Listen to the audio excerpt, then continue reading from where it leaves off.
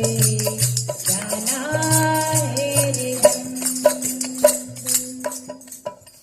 क्या कहूं, साईं की नगरिया जाना है रे बंदे।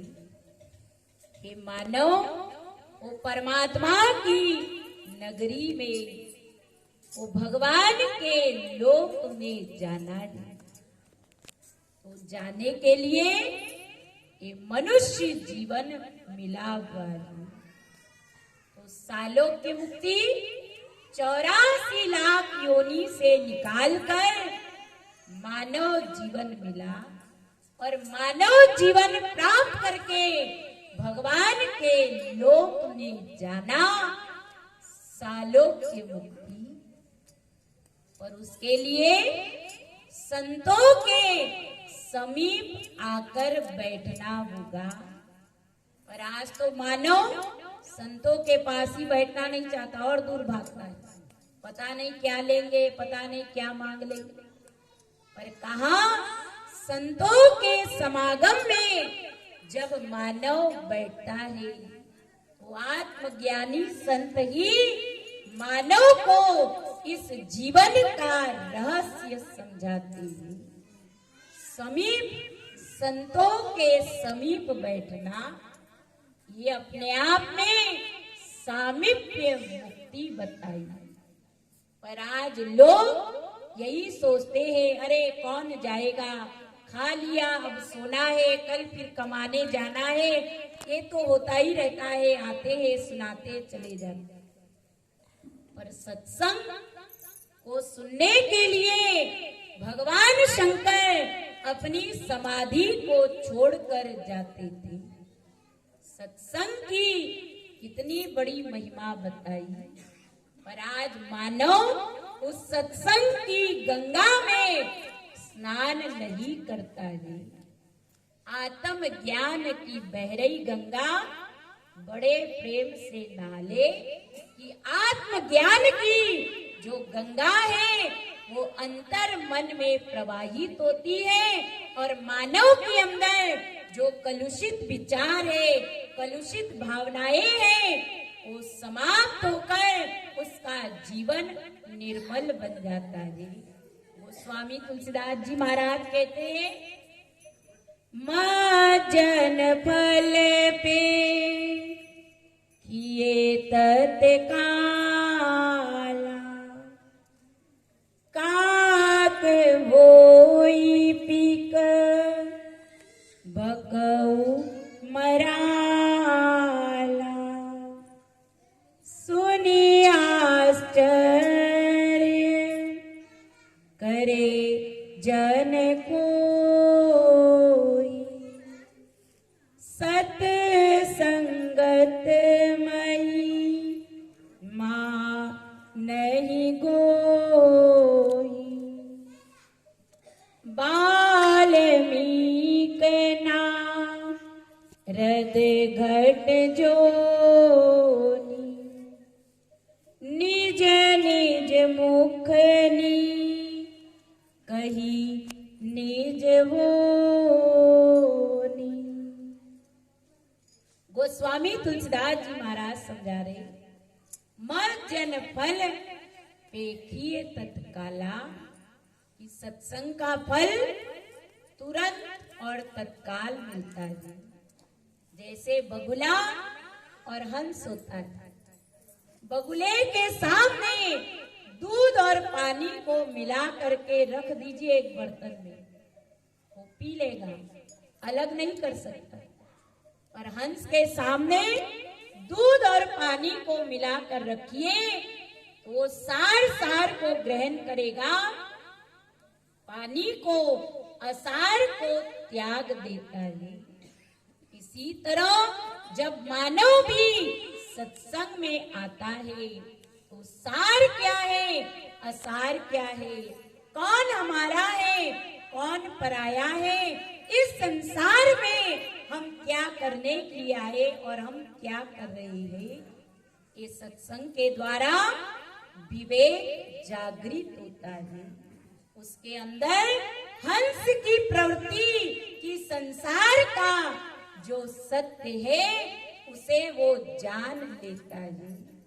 भगवान शंकर माता पार्वती जी को समझा रहे, उमा कहूँ मैं अनुभव अपना, सत्य हरि भजन जगत सब सपना।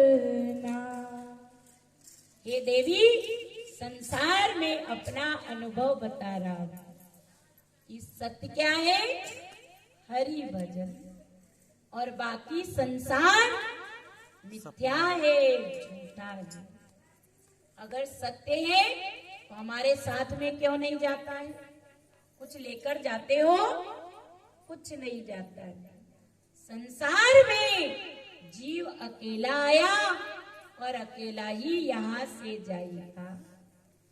अकेले आए, एक दिन इस संसार से चाहे जितना एकत्रित कर लो, जोड़ लो, पर जाते समय अकेले ही जाना पड़ेगा। या दो चार को साथ लेकर जाते, कोई जाता है? कोई नहीं जाता। इसीलिए आत्मज्ञानी संत कहते हैं, हे मानव, इस जीवन को प्राप्त करके इसके मूल्य को समझो कि सालों की मुक्ति मनुष्य जीवन प्राप्त करके संतों के समीप बैठना। और जब मानव सत्संग को सुनता है तो उसके अंदर जिज्ञासा उत्पन्न होती है। जैसे आपको भूख नहीं लगती तो आप क्या करते हो? डॉक्टर के पास जाते हो, वैद्य के पास जाते हो, डॉक्टर साहब हमें भूख नहीं लग रही, कोई दवा दे दीजिए। तो डॉक्टर साहब आपको एक टॉनिक देते हैं, दवा देते हैं, और क्या कहते हैं? इसका रोज नियम से सेवन करना, इसे खाना। जब उसे पीते हैं तो कहाँ उसके द्वारा हमें भूख लगती है ना, पर वो टॉनिक भूख नहीं, वो भूख लगाने का एक जरिया है। इसी तरह जब मानव सच्चे मन से सत्संग को सुनता है तो उसके अंदर जिज्ञासा उत्पन्न होती है कि मैं परमात्मा का दर्शन कैसे करूं। आज हमारे अंदर कोई इच्छा नहीं होती कि जिस परमात्मा ने हमको बनाया है उस परमात्मा का स्वरूप कैसा है, वो भगवान का दर्शन हमें कैसे होगा। क्या कभी मन में विचार आता है? कभी नहीं। केवल संसार की इच्छाएं दिन प्रतिदिन बढ़ती जाती है। पर भगवान को जानने के लिए कि जिस भगवान ने हम सबको बनाया है, कहते हैं नाम तुम्हारा तारन हारा, कब तेरा दर्शन होगा ना तुम्हारा तारन हारा, कब तेरा दर्शन होगा। इसकी रचना इतनी सुंदर, वो कितना सुंदर होगा।